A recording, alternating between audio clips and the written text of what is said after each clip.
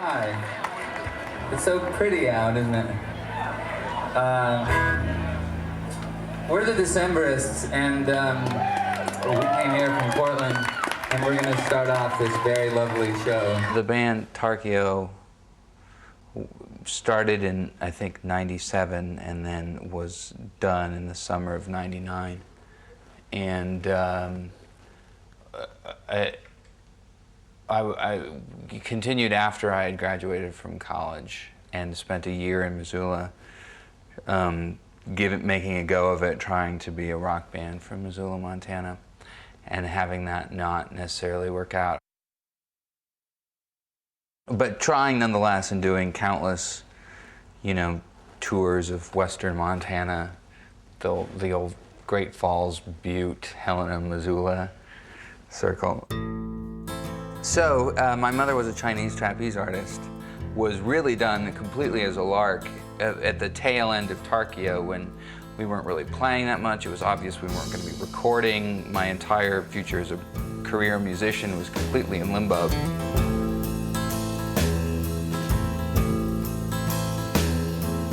My mother was a Chinese trapeze artist.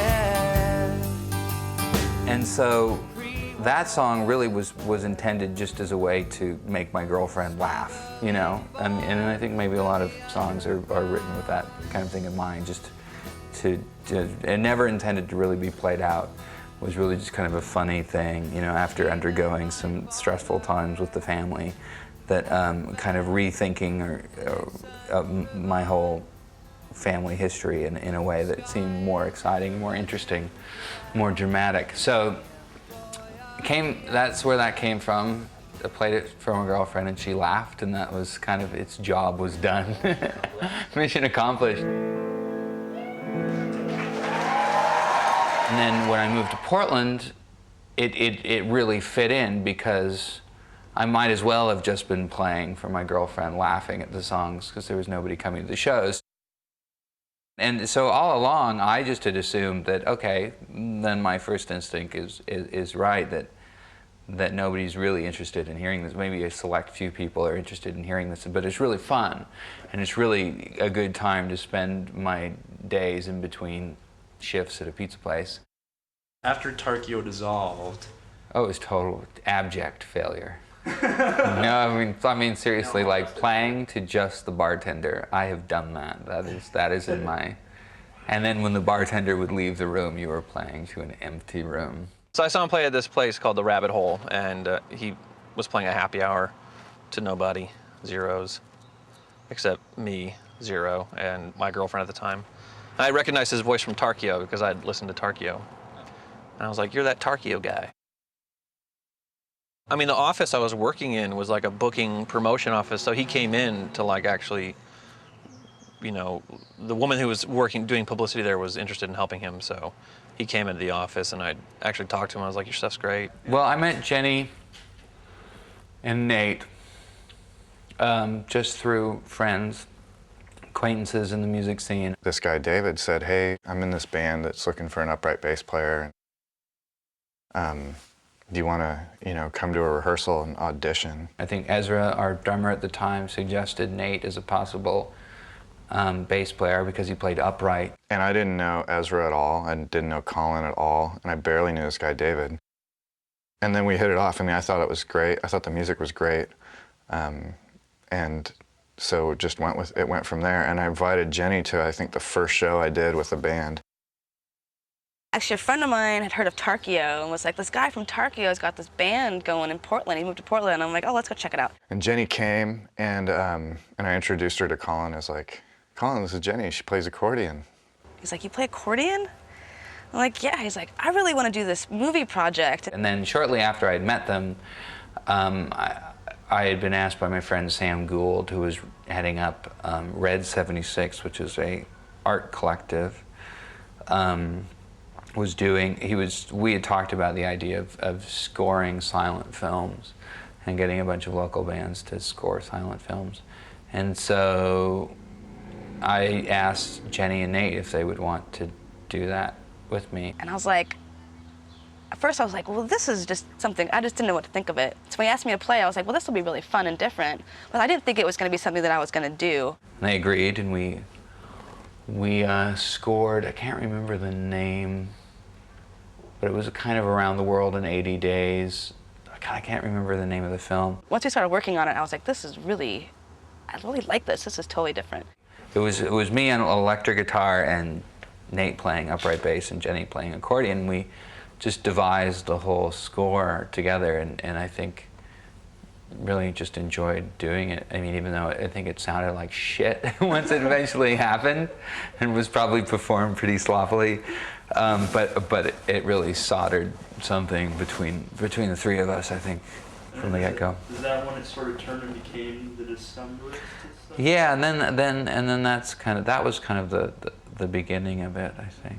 And then he started booking gigs, and he liked the sound, and Nate was in the band, and that was great because we're old friends. You know, Colin and I had gotten to work together really well and become friends, and it was just like, and actually Chris Funk was in the band at that point, I guess. Chris was always like an auxiliary member. He was always just kind of a satellite guy who was out there, and he wasn't really even an official member during 5 songs, or really in Castaways and Cutouts. Like, he kind of played the same role in Castaways and Cutouts as he had in 5 songs, this guy that we just knew who played pedal steel. He found out that he played pedal steel, I think. So his initial vision, I think, was a very acoustic band, which we are to some degree still, I think. And it was pedal steel, accordion, bass. So yeah, I don't know what question I'm answering. 5 songs was recorded just so we could have a demo, essentially. We couldn't afford at all to make a record, so we just did this. We played a McMiniman's gig. We played a show at one of the McMiniman's hotels where we played in a hallway for 3 hours to people, and I swear to God, people in bathrobes just walking by. And this was the night before we were going into the studio. It was just so we could make up the difference to be able to pay the studio. They paid $400, played the show, made $400, and went and paid for 2 days in the studio. Came on board to do 5-song EP, to do a couple tracks on there. Most guitar players I know, after being on the demo, would have like totally bugged us to like stay in the band, and he just didn't really do that. Once we were playing to bigger audiences, Sweet and bound. then he decided that he wanted to be in the band. It's true, it's true. And, you know, I took, Decemberists was the 3rd gig, I guess, that came up through my agent, so I took it.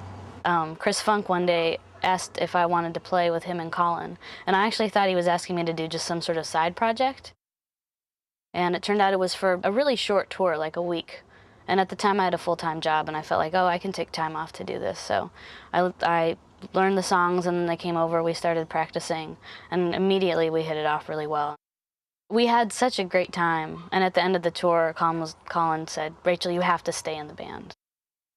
What expectations did you have for the Decemberists from the early days? Any at all? Well, I mean, I just got off the road, and I had no intention of touring. Basically, there's this big, just constant crazy blur of our like upswing from like the first 3-week tour we did in 2003. And I remember seeing photos of us in our first show as that 4-piece and thinking that we looked like a salsa band and being kind of worried about that. But then when it started happening, the songs were so cool. I was like, you know, this does make sense. And Colin had a lot of ambition too. Basically put as much energy as we've been able to afford to put into it, and it's been a really fun like rise. But all the way it's felt really continuous. Like it's felt like a really natural kind of. I mean, certainly the response from fans has grown a lot faster than I expected. We played at Spaceland, and there was a line around the block of people waiting to get in. And we were like, you know, kind of blown away. I actually do remember feeling kind of freaked out, and when we did play to an audience of 600 or 800, that I would be really intimidated and not sure how to communicate and how to make it work. Where I'd become so used to playing between 100 and 300 people, and of course it's easy. They're all right there. You're in a packed, sweaty club, and nobody cares, and everybody just wants to jump around and be drunk and have fun. I remember there were people singing along, like a lot of people singing along.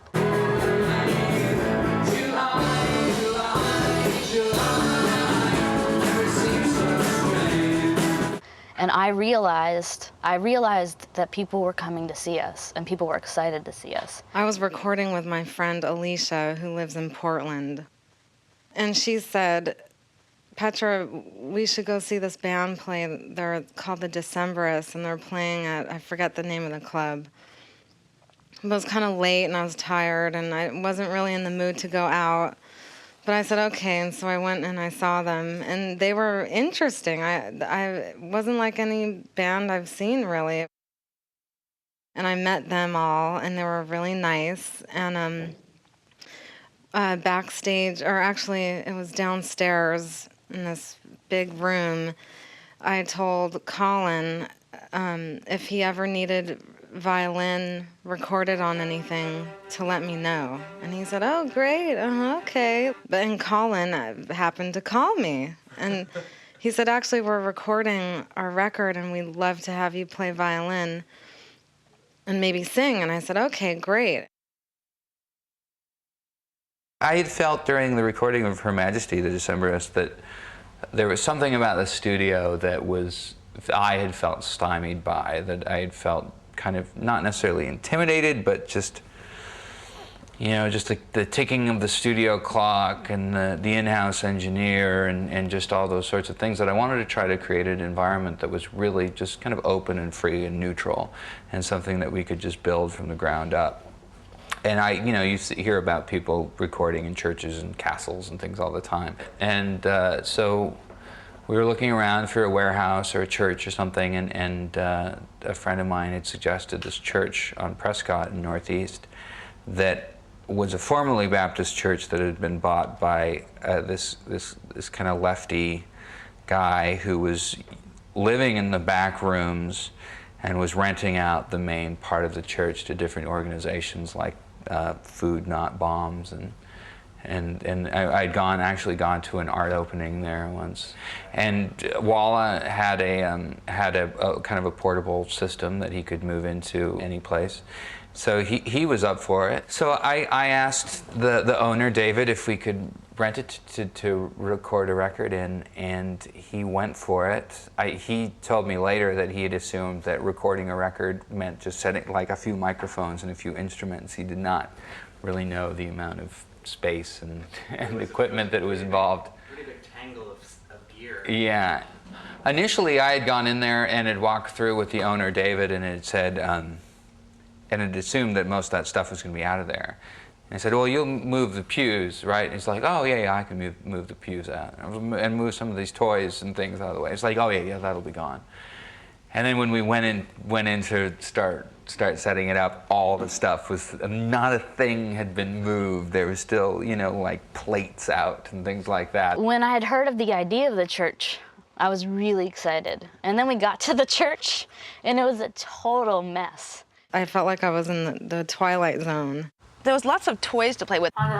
Look at that. He hasn't had a name yet. Everywhere there was these little fans that had Martin Luther King Jr. on them. This chaotic, like, there's a swing set and there's Like a dark room cylinder that you could climb into. like pews like arranged in sort of weird ways. I didn't see any stained glass windows. I didn't see anything that resembled God. I saw like a mannequin arm, like a fuzzy, furry thing on the couch that looked like a cat, but it wasn't. Dolls, tchotchkes everywhere, a swing. I mean, it was fun to be in this place. It had a swing in it. And if you don't love me, let me go.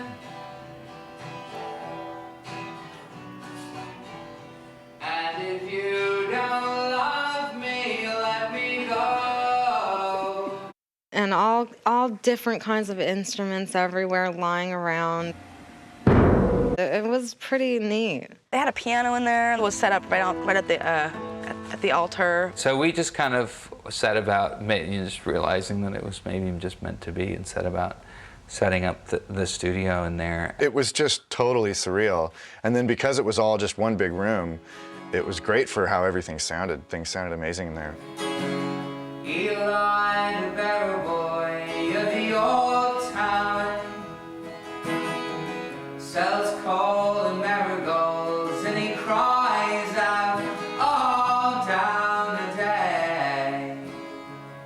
but it meant you could only record one thing at a time, and you had to do everything on headphones.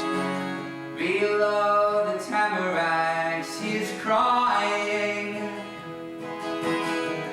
Corn cobs and candle wax for the buying all down the day. So in some ways it was very chaotic, because it was sort of like headphones are just so tiring after a while. I think the silliness is brought out because of that space.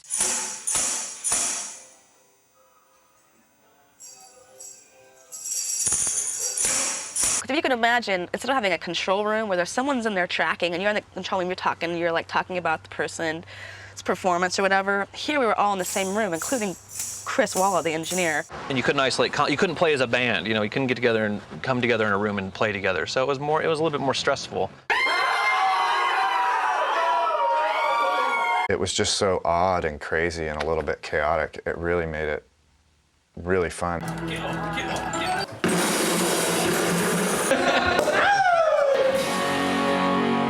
6 o'clock in the morning, we're still in the studio, and I have to shave, man. I have a court date. And Chris Walla is so good at working in that environment and keeping things really spontaneous, because a lot of engineers, I think, would get overwhelmed in that kind of environment. I think we knew that if we had a different kind of space, that he could really go crazy and make that record sound good. In my opinion, a musician is always trying to make the record that they had dreamed of as a kid being a musician. You're striving for this perfect record, and you're striving for this perfection that you never enjoy beyond the month afterwards.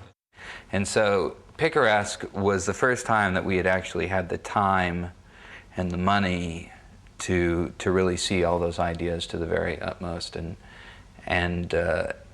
make the biggest sounding record that we possibly could. It's a wider variety of sound than, say, Her Majesty was, or Castaways and Cutouts. You know, more folk instrumentation, the banjo,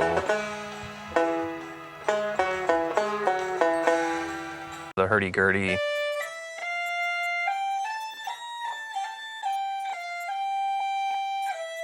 Dulcimer. Whether you can completely hear it or not, I don't know. I think so. When we did Mariner's Revenge, that's a highlight, because we recorded all that live, sort of spaced out around a microphone. It was live. We were all together playing at once. That was the problem too, because it's 11 minutes, I think. It was hot, really hot, like 95 degrees. We're all sweating. I mean, it was just so hot in there, and my hands were slipping on the bass, and everything was just ridiculous. We are two mariners, just all survivors in this belly of a whale. It's your choice to me, its guts are carpeting. I guess we have some time to kill. It was great because like people would step in, Colin would step in and sing and then back away. May not remember me, I was a child of 3, and you were lad of 18.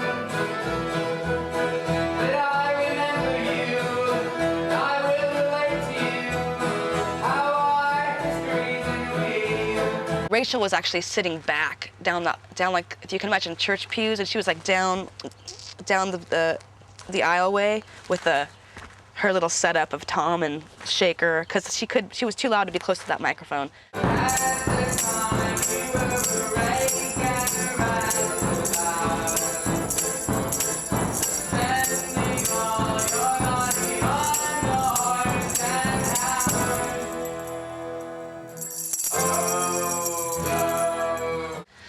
So that song's great. The Infanta was just, when we finally got all that stuff layered on there, I was like, that is amazing.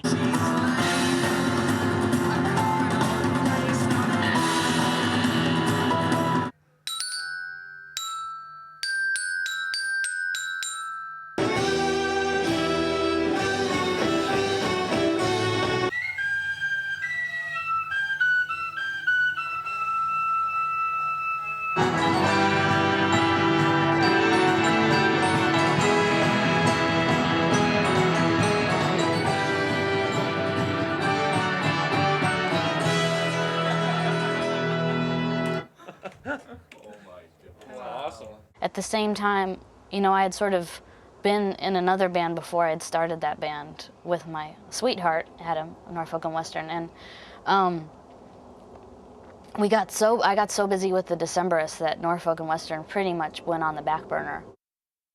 I started to feel like maybe I wasn't on the right path for me, and it was the hardest decision I've ever had to make. It was so excruciating. As it happens, the only person that I did know in the band was Rachel, the former drummer, who had just gone on to other things.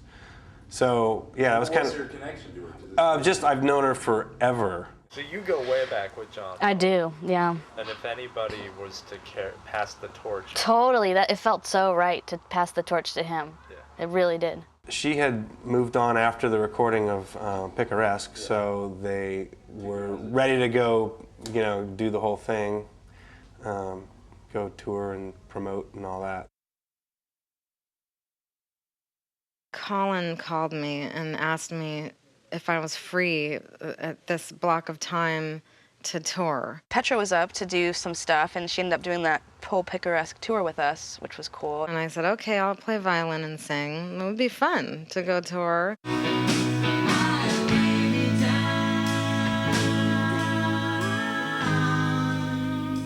Because it was our third release, and I think they had a lot more at stake in it, I'm not sure if it was just the band growing or the press was better done or just more of it, whatever. It was a much bigger tour.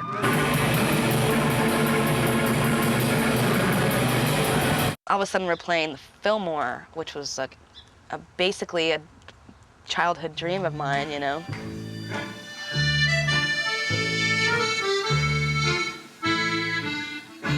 How do I take the touring? I'm getting better at it. Give me all your drugs. Well, I think at Picaresque, I think in many ways we became more emboldened on stage. I think that was the first time that the first tour off of Picaresque. It's interesting if you compared the first show on the Picaresque tour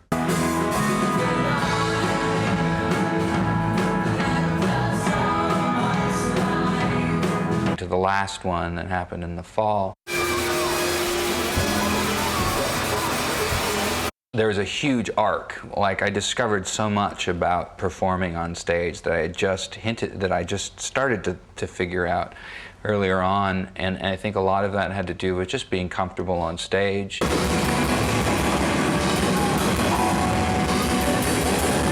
And also getting to a point where I was able to have a sense of humor about the music itself. I was meant for stage. I think I have my own way of doing, adding something to it, hopefully. Like John, you can't hold him back. I remember when he first was introduced to us, and I was telling him about the band. I'm like, we kind of like to be silly on stage, and he's like, really? I'm like, yeah. He's like, awesome. When it comes to getting in front of people and sort of, acting out, I'm fine with that,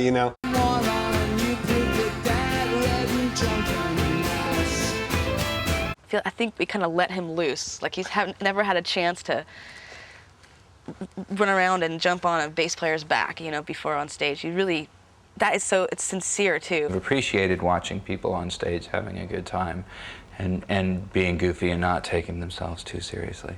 So that's really what we had tried to do. I've been in a lot of bands and played a lot of shows, and it's really fun to have fans. That's the first thing. I'm absolutely surprised that we have fans, yes, and I'm absolutely surprised people gave a shit. It's hard for me to compare to other bands, but it really does seem like they're kind of nicer and cooler and more like connect to us in a way that is like sincere and not like creepy. I think we attract those silly people. I mean, silly in a good way, people who aren't afraid to express themselves. Some young people come up to me and tell me that I've inspired them so much that they start learning the violin, and that's always really touching. And their level of dedication is high, these fans, which is amazing. Yeah, you know, and you can always use, you know, weird photos glued to bits of, you know, clothing and whatever with crayons and Sharpies and some kind of voodoo pins, and you can always use some of that in the bus, you know, or some cookies. But it just has gotten to a point right now where I'm like so perfectly happy with where we're at right now as far as people buying our records, people coming to our shows, the songs we're working on, is that there's no real reason to try to hide behind kind of you know, a fake coolness, because it's totally fake. I'm like it's so much more liberating for me just to kind of fly my geek flag.